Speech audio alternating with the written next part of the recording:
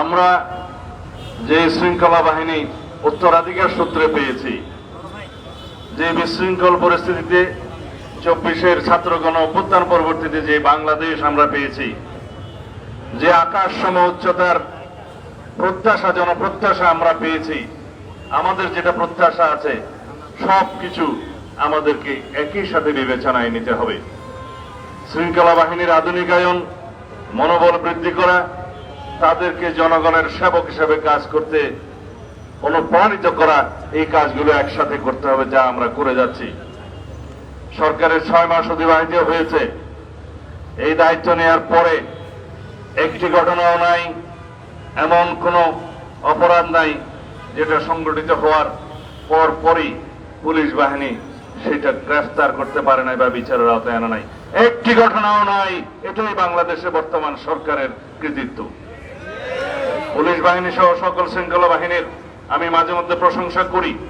এই জন্যই করি, তাদের ভঙ্গুর মনোবল এবং ভঙ্গুর অবস্থায় যেভাবে আমরা পেয়েছিলাম, এই 6 মাসের মধ্যে তাদেরকে একটা আমরা অবস্থানে উন্নীত করতে পেরেছি। তাদের মনোবল ফিরে এসছে এবং তারা সম্পূর্ণ শক্তি দিয়ে অপরাধ দমনে তারা সচেষ্ট হয়েছে। রংপুরের একটি ঘটনার কথা মহাসচিব সাহেব বললেন, সেই ঘটনা সংঘটিত হওয়ার যৌক্তিক সময়ের মধ্যে সবাইকে আইনের আওতায় আনা হয়েছে। এরকম রামেসা হত্যা থেকে শুরু করে যত ঘটনা জাতীয়ভাবে আলোচিত হয়েছে বা আলোচিত হয় নাই, প্রত্যেকটা অপরাধের আমরা অ্যাড্রেস করতে পেরেছি এবং যথাযথ আইনি প্রক্রিয়া নিয়ে আসতে পেরেছি, আদালতের কাছে সুপর্দ করতে পেরেছি। ক্ষেত্র মতে সমাজের চাহিদা অনুসারে সংক্ষিপ্ত সময়ে বিচারিক কার্য সমাপ্ত করার জন্য সহযোগিতা করেছি। সবকিছু আপনারা জানেন। এর চাইতে এই অল্প সময়ের মধ্যে আর বেশি কিছু আশা করা আমাদের মনে হয় ঠিক হবে না। তবে ইনশাআল্লাহ প্রতিশ্রুতি দিচ্ছি, বাংলাদেশের এই পুলিশ বাহিনী জনপ্রত্যাশিত জনবান্ধব পুলিশ বাহিনীতে পরিণত হবে ইনশাআল্লাহ।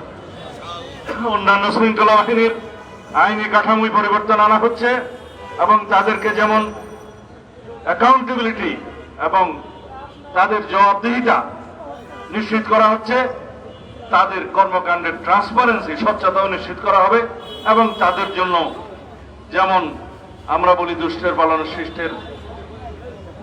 দমন শিষ্টের পালন নীতি অনুসরণ করা হচ্ছে।